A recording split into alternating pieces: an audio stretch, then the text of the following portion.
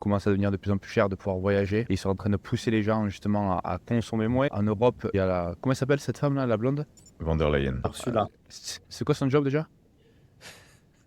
C'est évident de... Elle a jamais été élue, cette femme. Ouais, non, bien sûr. Ah, ok.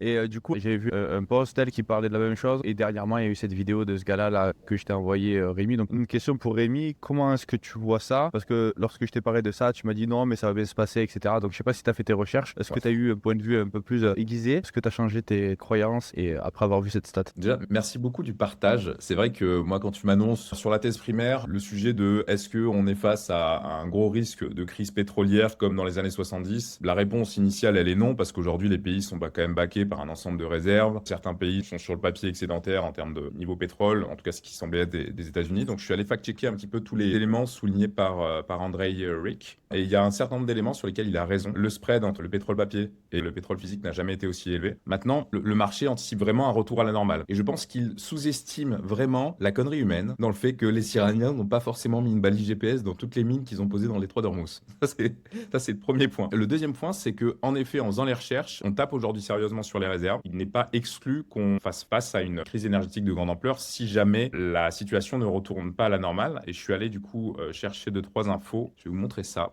notamment sur Seeking Alpha, que je recommande un petit peu à tout le monde si vous vous intéressez un petit peu aux news financières. Et vous avez le directeur de l'Agence internationale de l'énergie qui a souligné le risque vraiment de sécurité énergétique auquel on fait face, qui est le plus gros risque selon lui de l'histoire.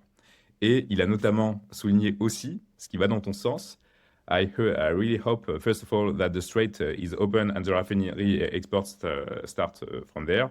But we may will need to take some measures in Europe to reduce air travel as well. Donc, il va également dans le sens de cette hypothèse.